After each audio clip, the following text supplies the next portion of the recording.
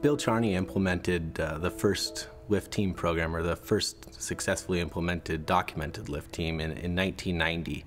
And that was right around the time of his book as well, the Back Injury Among Healthcare Workers book. And what they found is that basically putting the risk into a controllable group was the best way. There was also another approach, and that was really pushed by Audrey Nelson, and the safe patient handling movement really stemmed from that. It was the minimal lift program, and the minimal lift program was the idea of training all individuals within the hospital to properly utilize the equipment, and then there would be various levels of staff training. And it certainly is a great approach as well. With a lift team approach, you have high user compliance, you have individual trained employees where the risk is controllable.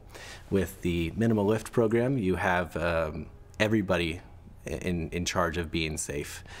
You don't have that sense of dependency. However, each of them has their own problems, or their own inherent problems, and we still see them today. With the lift teams, it's very common for facilities to experience nursing dependency, where the nurses are dependent on the lift team in order to stay safe. Additionally, as the program gains success and grows and evolves, the demand for the utilization of that lift team will increase, and inherently the problem is basically staffing that FTEs are hard to come by within facilities.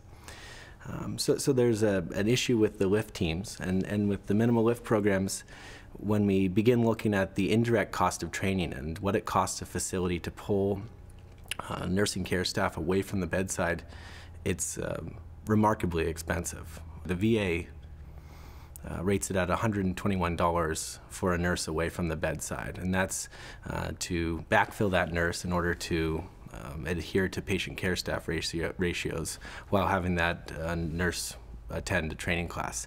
So if we were to look at a facility, say of Stanford size, it can be $800,000 plus, or nearing almost $1 million once you put in education fees and the logistics.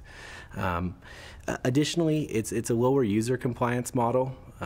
If nurses are given the opportunity to walk 30 feet, go and grab the appropriate lift, apply the sling, move the patient, versus just doing it quickly, or what they perceive as quickly, with their nursing assistant or partner, it's common that they will utilize the 30 years of practice, and that's just boosting patients in bed, manual handling of patients. To that end, there was an opportunity, and that opportunity was to take basically the successes shared among the two types of programs, and also learn from the failures and create a hybrid model. And Stanford really set out in 2008 by implementing this program structure. They discussed it and socialized the idea of a safe patient handling embedded expert, or the lift coach model.